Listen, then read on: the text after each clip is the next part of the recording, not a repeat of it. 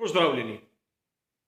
Prišel je čas že za 35. komentar novic letos, pa poglejmo vsi skupaj, kaj se je zanimivega zgodilo.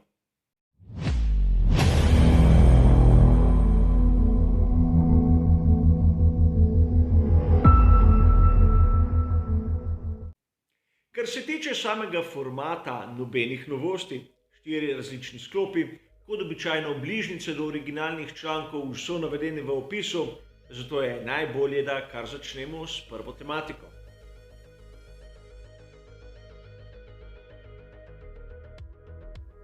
Marsikdo izmed vas je zasledil, da bodo v vikendu velike nagrade Italije posvetili ovinek na progi v Monzi junaku Formule 1 Michelu Alboretu. Znanemu vozniku, rojenemu v Milanu, je tragično umrl in letos smo obeležili okroglo obletnico njegove smrti.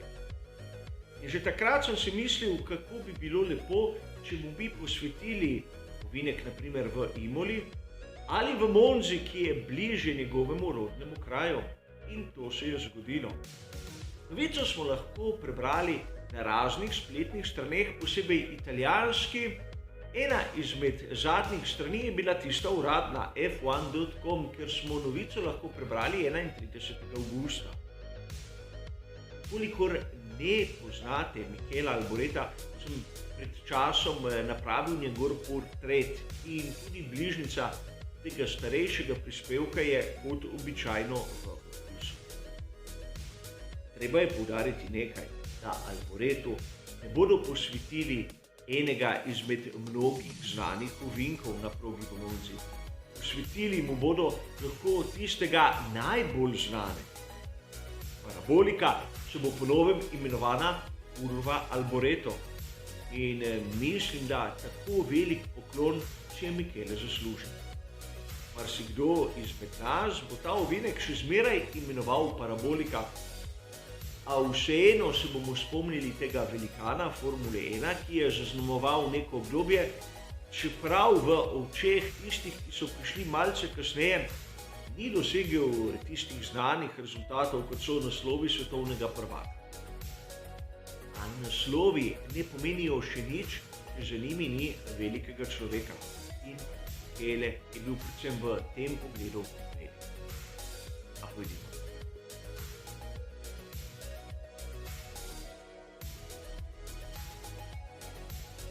Prihajajoča velika nagrada Nizozemske bo nudila kar nekaj zanimivih tehničnih vprašanj.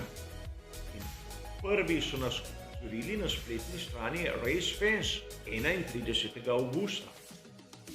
V članku so zatrdili, da Pirelli tu bo pripravil posebne tipologije pnevmatik in govorimo o konstrukciji ter ne o mešanicah. Lani, v sezoni 2020, so novo tipologijo pripravili, prav je na to dirka odpadla. Ta tipologija pnevmatik je bila neke vrste prototip za tisto, kar smo videli letos na začetku in potem tudi na sredini sezone v popravljeni verziji. Ampak najprej moramo razumeti, zakaj je potrebno imeti bolj toge pnevmatike v zadnjem. Na progi imamo dva ovinka, ki imata izjemno visok naklon in ukolikor pnevmatika ni dovolj toga, lahko dobesedno sname spletišča. Lep primer. Velika nagrada Združenih držav v sezoni 2005. Pri Michelinu so imeli pnevmatike z bistveno manj togo konstrukcijo kot na primer Bridgestone. In vsi se spomnimo tiste dirke s 6 bolidi, ker vsi ostali imeli težave na tistem dolgem dvignjenem ovinku, ki je bil del ovala v Indianapolisu. Razlika med tistim ovalom in tokratnim ovinkom v Zandvoortu ogromna, okrog 10 stopinj. Namreč oval v Indianapolisu ima naklon okrog 9 stopinj, tu se približujemo 19. A ker smo videli dve trši različici pnevmatik, pravijo pri Pirelliju, da bo to dovolj. Ampak, ukolikor bodo imeli težave, bodo imeli še eno možno rešitev. Dvig tlaka v pnevmatikah in pozorni bomo na to, ali se bodo tega poslužili. Ampak na motosport.com 1. septembra je ena zanimiva novica. Namreč v zadnjem ovinku, 14. tistem poimenovanem po Ariju Luendijku, bodo bolidi Formule 1 vozili z zaprtim sistemom DRS. Najprej je krožila varianta, da bi tisto območje DRS-a podaljšali v ta ovinek z naklonom in po mojem osebnem mnenju bi bilo precej divje videti, kako vozniki gredo skozi tisti zadnji ovinek na štartno ciljno ravnino in nato v zaviranje v prvi ovinek Tarzan. Ampak razumeli so, da morda bi bilo preveč nevarno. Tako iz aerodinamičnega pogleda, kot tudi zaradi morebitnih težav s pneumatikami, smo omenili malce prej. Ampak vseeno, tematika je zanimiva in pozoren bom, če se bo spreminjal tlak. Želimo tudi malce pogledati finančno stran letošnjega prvenstva Formule 1.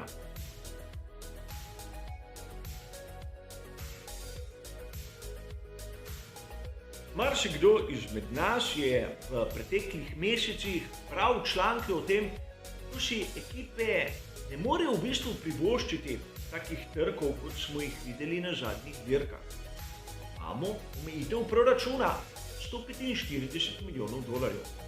Ampak članek objavljen na spletni strani RaceFans 31. avgusta vso to pripovedovanje dobesedno obrne na glavo.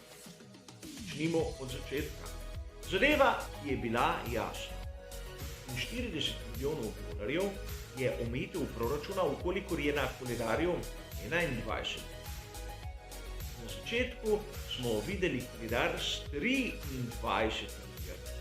Za vsako dodatno dirko imajo ekipe dvignjeno omejitev za $1,200,000. Torej, 23 dirk ne pomeni 145 milijonov, temveč 147 ter $400,000. In to je zgodba, ki je bila večini navdušencev znana. Ampak obstaja člen, katerega priznam, da sem spregledal. Namreč res, sedaj je na koledarju 22 dirk. Ampak če je dirka odpovedana manj kot 3 mesece pred tistim uradnim datumom, se proračun ne zmanjša. Slišali smo za odpoved velike nagrade Avstralije, velike nagrade Japonske, imeli smo odpoved Kanade in Kitajske.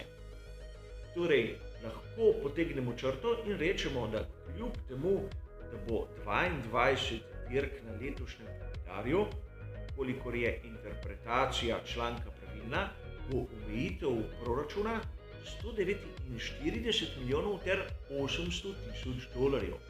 Torej, skoraj $5 milijonov več od tistega, kar so nam mnogi zatrjevali, da je prenizka meja.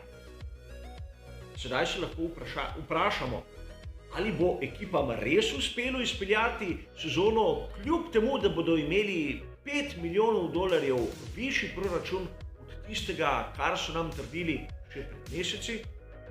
Ne vem, a upam srčno da.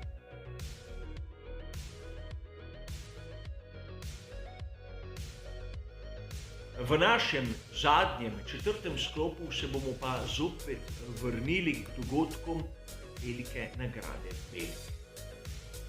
O Michaelu Masiju in njegovi sposobnosti sem povedal že mnogo krepkih. Tokrat bom komentiral njegove izjave ter njegove besede. Najprej se bomo ozrli na tisti članek, ki je bil objavljen 31. avgusta na spletni strani motosport.com. Tu je Masi priznal, da je napravil napako, ampak na kvalifikacijo. Razmere pred začetkom tretjega dela niso bile primerne. In mislim, da smo to vsi opazili, najbolj seveda Lando Norris. Ampak tu v samem članku lahko opazimo kar nekaj zanimivih cvetk. Prva je ta, da Michaelu Masiju so res mnogi sporočili, da razmere na progi niso idealne. posebej vozniki, ki imajo pogled iz prve osebe na dogajanje na samem asfaltu. Ampak Mihael Masi, verjeli ali ne more obvladovati vsega tega pretoka informacij, kar se tiče radijskih komunikacij ter podatkov, ki jih dobi na monitor. Zato je dobesedno opozorila preslišal, začel tretji del kvalifikacij in videli smo, s kakim rezultatom. Mihael Masi je direktor dirke, tisti, ki je odgovoren za varno izvedbo dogodka. Kolikor pogoji niso primerni za izvedbo katerekoli izmed dejavnosti, se ta ne sme začeti. In tu niso važna mnenja, tu je treba biti prepričan. Kolikor proga ni dovolj suha, kvalifikacij ni in pika. A v nadaljevanju smo lahko zasledili še bolj zanimive izjave.